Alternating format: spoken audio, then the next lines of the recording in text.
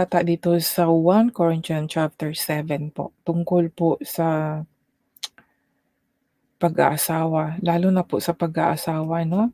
Dito mababasa natin sa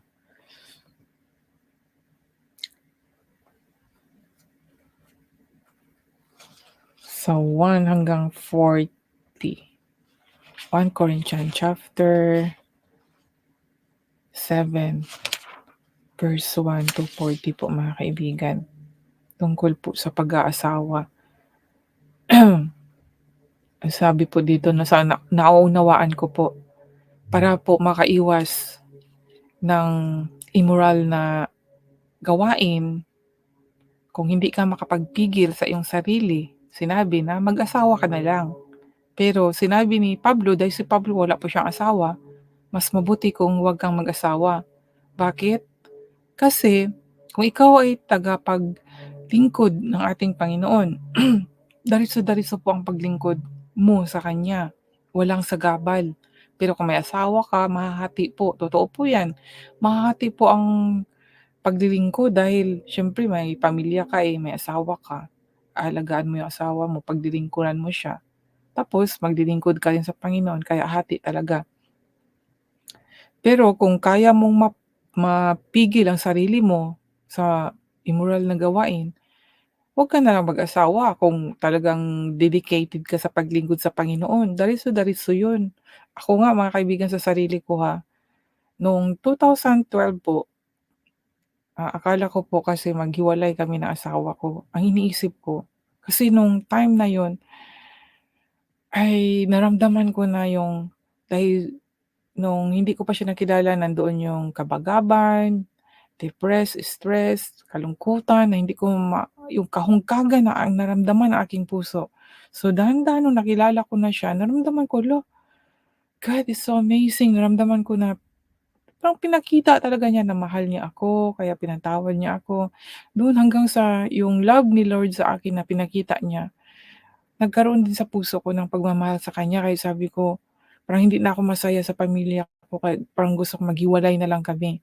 So, akala ko maghiwalay kami, sabi ko sa isip ko, 'pag maghiwalay kami maglingkod na lang ako kay Lord, sa kanya na lang ako. At nag-iisip na ako, saan kaya, kasi Catholic pa ako nung time na yon, saan kaya akong kumbento pupunta at sasabihin ko na maglilingkod ako, kasi gusto ko talaga yung bang matutunan ang tungkol po sa Panginoon. Saan kaya ako babalik mauwi kaya ako sa Pilipinas and then sa kumbento na ako tutuloy. Tapos hindi naman pala gano'n mga kaibigan. Dahil ang Diyos, kung ano talaga ang gusto ng Diyos sa atin 'no, hindi 'yun ang mangyayari, hindi yung sa plano ko po. Kaya hindi po kami hindi po ako na broken family 'no, yung mga anak ko. Nandiyan talaga si Lord at 'yan po ang isa sa mga pinapasalamat ko po. And then 'yun, sa ngayon nga, sabi ko maganda din pala kung walang asawa. Dahil kung nakilala na natin ang Diyos at nandoon mahal talaga natin siya, gusto natin maglingkod sa pamagitan ng mga mission, kasi gusto ko rin mag-share sa mga do'n sa mga lugar na hindi nakilala ang Diyos. Yung mga plano ko po 'yan mga kaibigan, at tumulong sa mga mahihirap, yung sa mga bata, lalo na sa mga bata po, para ma-guide po sila sa tamang daan ba. Pero sabi ko, andito ako, kaya hindi ko magawa. So, maghihintay na lang ako kung kailan yun, o God will allow me, kahit na siguro may edad ako, kung allow pa rin ni Lord, gagawin ko pa rin yun, kasi yun po yung isa sa mga gusto ko, na mapaglingkuran ko ang Diyos, mai-share ko siya sa mga taong hindi pa siya kilala, na hindi pa tinanggap. Yun po yun mga kaibigan. Kaya tama itong sinabi dito, Kaya doon po sa mga nagsasabing na save, always save, pero nagkakasala dahil dito, meron pang laman, nag-iisip dito, nakalagay dito, kung hindi ka makapagpigil, mag-asawa ka. Ngayon kung may asawa ka na at hindi ka pa rin na makapagpigil, hahanap ka ng iba, iba na yun, pakikiapid na yun. Kaya hindi talaga, hindi, para sa akin po, contradict po ako doon sa sinabing, ah nagkakasala dahil dito sa gawaing ito, yung immoralidad sexual, eh, may tinuro po dito, eh. Ito po yung isa sa mga hinahanap ko rin para ipakita ko doon sa isang magtuturo na yun nga daw, nagkakasala pa kasi hindi nakokontrol ang sarili, yung gagawa pa ng mga ano, bagay. Nagsasarili nga daw siya. Hala, ito tinuro, eh. Kung may asawa ka bakit ka magsasarili? May panahon na ang asawa ayaw niya isa sa kanyang makipagsiping sa asawa 'no, kasi may mga panahon masakit ang katawan, kaya pinag-uusapan yan next time gano'n. Pero may time talaga na kailangan din ng mag-asawa na magsiping para hindi sila matukso. Yun po yung sinabi dito sa binasa ko po sa 1 Corinthians chapter 7. Basahin niyo po yan at unawain niyo pong mabuti para po maiwasan po natin ang pagkakasala. Hindi naman po ibig sabihin na nagbasa na tayo ng Bible at, naniniwala na tayo sa Panginoon, hindi na tayo magkakasala. Ang Panginoon ang magju-judge dun. Ayon kay Pablo, sinabi niya na, malinis ang konsensya ko." So, ibig sabihin kung malinis ang konsensya, hindi siya nagkasala, wala siyang kasalanan, hindi siya naka-commit ng kasalanan. Pero sabi niya, hindi ibig sabihin na hindi na ako magkakasala, ang Diyos ang maghuhusga. So, yun, yun maganda mga kaibigan ano. So, kung may magtanong sa atin na magkakasala ka pa ba, na-save ka na, eh, magkakasala ka pa ba? Ang sagot pala diyan, wala, hindi ako ang magsasabing wala na akong kasalanan, ang Diyos ang maghuhusga sa atin dahil darating siya para maghusga sa lahat, 'no? Yun pala yung dapat doon. Thank God talaga at meron akong naunawaan dito kasi meron din naman kasing sinabi na oras na tayo ay pinatawad na wala na tayong kasalanan. Totoo 'yan, may gano'n din 'di ba, siyempre nilinis na tayo, eh, 'di ba, wala na yung kasalanan, inalis na talaga ni Jesus Christ, puting-puti na talaga ang ating budhi, ang ating puso, tapos natisod tayo. Yung pagkatisod hindi sinasadya. So 'yan ang mga bagay na 'yon, ang sinasadya ay iba 'yun, ibang usapan 'yun, alam mo na 'yan. Alam mo na nabasa mo na mismo na kung hindi ka makaiwas sa tukso ay mag-asawa ka na lang. Ngayon kung may asawa ka tapos natukso ka pa sa iba, hindi masasabi ko na hindi pa totoong born again. Dahil ang totoong born again, kung ang totoong Holy Spirit na nasa tao nung siya ay, nag-repent, hindi na niya yan maiiwasan, hindi na niya yan magawa dahil ano na, eh, yung sealed ka with the Holy Spirit at ang Holy Spirit na yun iniisip mo pa lang yun nandoon na yung guilty, eh. 'Di ba sinabi ni Pablo na, ah, wala akong ano yung sabi niya na hindi siya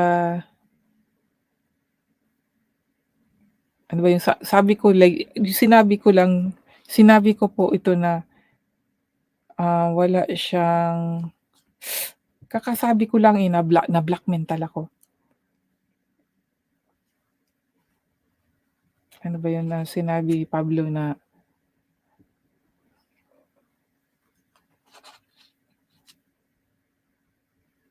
hindi guilty, yun po yun, na hindi hindi siya guilty 'no? So kung hindi ka guilty, kasi guilty is sin po 'yan, na hindi siya guilty, so malinis ang kanyang konsensya kasi hindi siya guilty. Nawala ako sa sinasabi ko. So yun po yun mga kaibigan ano, atin pong magbasa lang tayo mga kaibigan at unawain din natin, meron po tayong guide, ang Holy Spirit po. Kagaya ko po, hindi ko rin po masabing, "Oh, wala na akong kasalanan." Pero ang Diyos ang ano nun, ang Diyos ang ju-judge sa akin na siyempre ayokong i-mindset 'no na ako ay not perfect dahil nung nilinis ako ginawa na niya akong perfect, ginawa na akong, matuwid through Jesus Christ. Kaya sa isipan ko po, talagang iisipin ko yung mabubuti na talagang sa kanya ako. Ngayon kung natisod man ako, natisod yun na hindi sinasadya. So, merong sinabi na may kasalanan na hindi sa espiritu. So, yun yung mga kasalanan na hindi sinasadya na parang ano lang, madali lang siyang mapatawad. Parang tayo din sa tao 'di ba na minsan meron tayong nasabing hindi natin sinasadya at nasaktan natin yung kapwa natin, parang gano'n.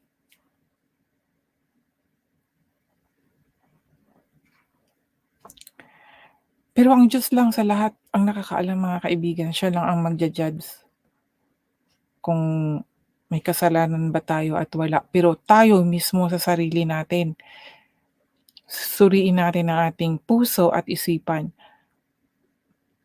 Alam natin, halimbawa, huwag kang pumatay dahil kasalanan 'yan. Kaya mo ba? Hindi, 'di ba? Tapos sinabihan, huwag kang mangangalunya. 'Yan ang isa sa mga easy things na madaling magamit. Kaya ang sabi ko talaga na itong si Satanas isang